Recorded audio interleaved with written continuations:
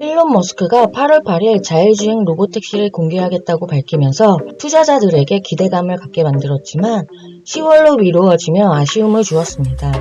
하지만 머스크가 하기로 했던 것은 시간이 걸렸을 뿐 이루어지지 않았던 것이 없었던 것 같습니다.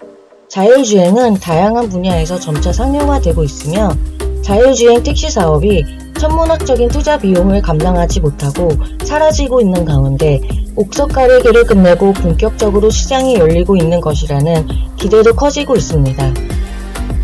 자율주행은 레벨 0부터 5까지 나뉘어 있습니다.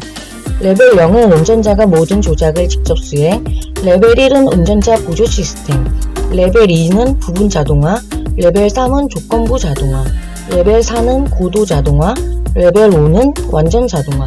여러 빅테크 기업들이 하려는 것이 레벨 5단계의 완전 자율주행입니다.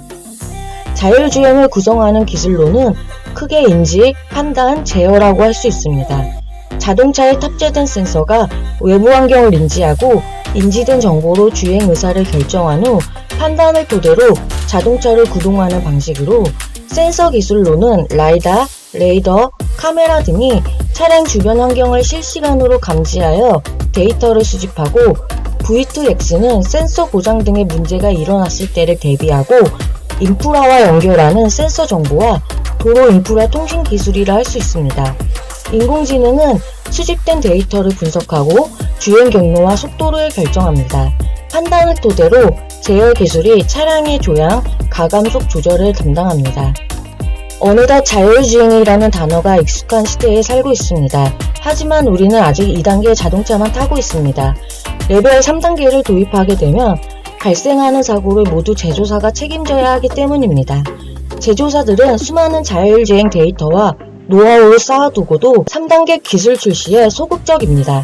테슬라도 여전히 레벨 2단계로 인증받고 있습니다. 이렇다 보니 UN 유럽경제위원회에서는 기업들이 적극적으로 신기술을 도입할 수 있도록 ADAS 규정을 손봐 DCAS라는 새로운 규정을 만들었습니다. 이 안건이 통과될 경우 레벨 2 자율 자동차도 도로 시험 운행이 가능해진다고 합니다.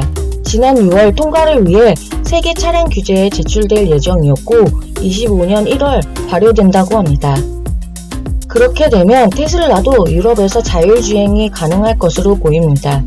뉴스에서는 규제가 발효될 때까지 6개월을 기다려야 하며 일정과 필요한 대기 시간을 고려하면 9월 말이나 10월 초가 현실적이라는 기사가 있었는데요. 그래서 뒤로 미룬 건 아니겠죠?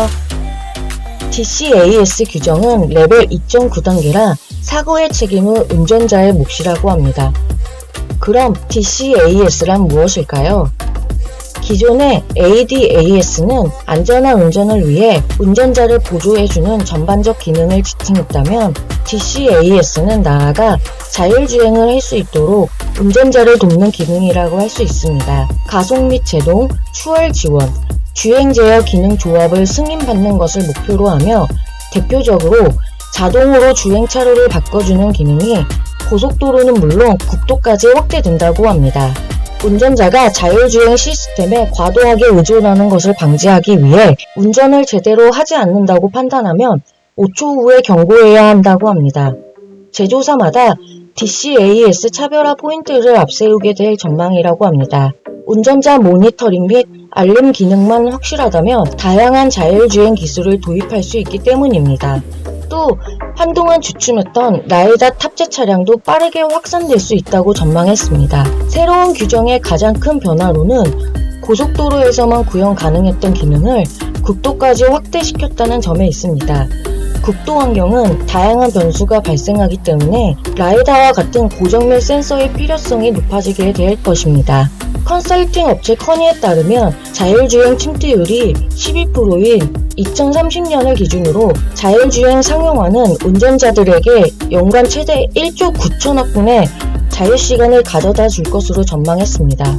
소비자들의 우려에도 큰 폭의 성장성을 예측하고 있습니다. 그 이유로는 자율주행 관련 제도가 계속 마련되고 있으며 안전성에 대한 신뢰도 상승이 전망되기 때문입니다. 거의 모든 자율주행 관련 기업은 캘리포니아에서 시험주행 데이터를 쌓거나 면허를 취득하고 있습니다. 자율주행 면허 발급에 적극적인 지역이기 때문입니다. 기업들은 자율주행 해제 보고서를 제출합니다. 해제 보고서란 테스트 시 자율주행 모드를 해제하는 횟수를 제출하는 것이며 당국은 원본 데이터를 그대로 공개하기 때문에 전 세계에서 가장 많은 자율주행 데이터가 모이는 곳이기도 하고 다른 기업의 경쟁력 또한 알 수 있다고 합니다.